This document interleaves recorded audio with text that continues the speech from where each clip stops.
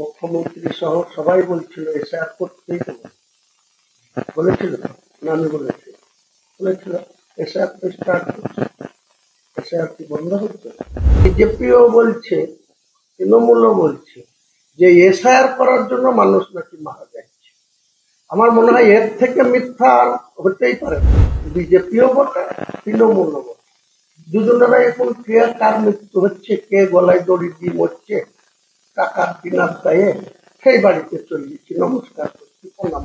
ব্যারাকপুরের ওখানে কোথাকার, তো সে বলে আবার 4টে আঙুল ছিল না, সে চিঠি লিখতে জানে না, তার হয়ে আবার কে চিঠি লিখে দিল যে আমি মারা গেলাম, দল বল গুছিয়ে চলে গেছি, কি করে মরেছে। এত দয়া সব যে মারা গেছে তার পাশে থাকতে হবে।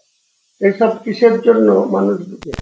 যেখানে যেখানে বিজেপি দুর্বল, যেখানে যেখানে সিপিএম এর কোনো অস্তিত্ব নেই, কংগ্রেসের কোনো অস্তিত্ব নেই, একনায়কতন্ত্র বাজার যেখানে চালু রেখেছে টিএমসি, সেখানে সব হচ্ছে। বিএলইরা কি করবে? বুথ লেভেল অফিসার, তার ঘাড়ে কটা মাথা আছে? তৃণমূলের 10টা ক্যাডার যদি বলে ওই আপনাকে কারো বাড়ি যেতে হবে, এখানে বেশি বসে, সে বসে পড়বে। যা দেখছে আমার লোকের বাড়ি খোঁজার থেকে এখানেই বসে ক্যাডারদের হাতে ফর্ম দিদি আর সে হচ্ছে।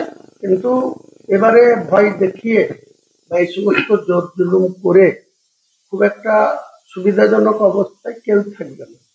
আমি যতটুকু গতিবিধি লক্ষ্য করছি বিজেপি দলের রাজ্য নেতাদের বা লিডার বা পজিশনের, যদি কেউ বিএলইকে চমকায় ধমকায় বা ভোটার লিস্টের নাম তুলতে বেছে বেছে কোনো হিন্দুকে বাদ দিল যারা বিজেপিকে ভোট দিতে পারে, বা কোনো কারণে কোনো মুসলিমকে বাদ দিল যে এ তো ভোট দেবে না বা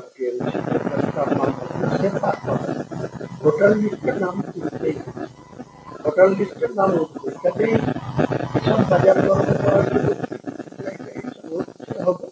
আর এরা যত কমপ্লেন করবে নিশ্চয়ই ইলেকশন কমিশন সেই সমস্ত, কারণ বিহারে এইসব করতে গিয়ে অনেক বিএলইতে জেল খাটতে হবে তাদের বিরুদ্ধে।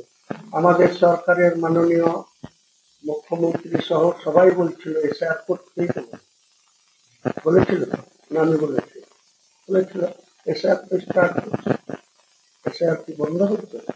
এসআইআর ইলেকশন কমিশনের নিজস্ব মানে রুটিন পরে, তাহলে সেটা বলার কি দরকার ছিল? এসআইআর এর আগে 4জন অফিসারের বিরুদ্ধে অনেক গড়িমসি হলো, লাস্ট মাস কি হয়েছে সেই অফিসারদের, আজকে তাদের অবস্থানটা কোথায়? তাহলে যা আমি পারবো না বা যেটা আমি উঠতে পারবো না, আমি সে কথা বলার আমার প্রয়োজনীয়তা কি আছে? এই যে এখন ভাগাড়ের শগুন যেমন গরু খুঁজে বেড়ায়, মরা গরু নেমে পড়ে, এরা এখন বিজেপিও বটে, তৃণমূলও বটে, দুজনেরা এখন কে কার মৃত্যু হচ্ছে, কে গলায় দড়ি দিয়ে মরছে টাকার বিনার দায়ে, সেই বাড়িতে চলে গেছি, নমস্কার করছি, প্রণাম করছি।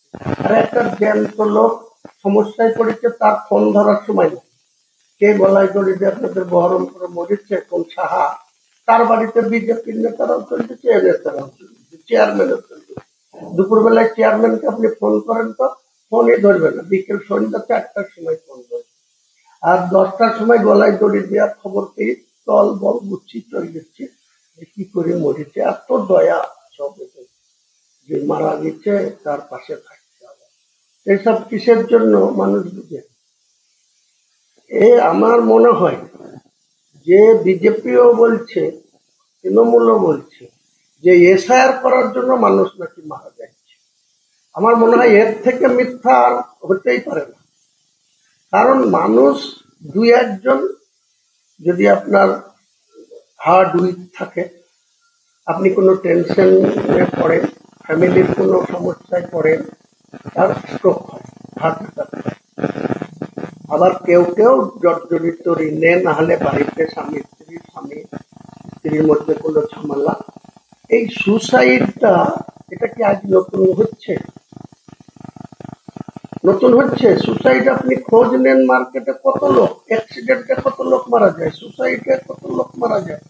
তো সুসাইড করলেই বলছে এই কটা লোক চিঠি লিখে দিয়ে গেছে, একজনের চিঠি লিখার খবর শুনলাম ব্যারাকপুরের ওখানে কোথাকার। তো সে বলে আবার 4টে আঙুল ছিল না, সে চিঠি লিখতেই জানে না, তার হয়ে আবার কে চিঠি লিখে দিল যে আমি মারা গেলাম এসআই এর জন্য। তাহলে এসবের প্রশ্নের তো জবাব আমার কাছে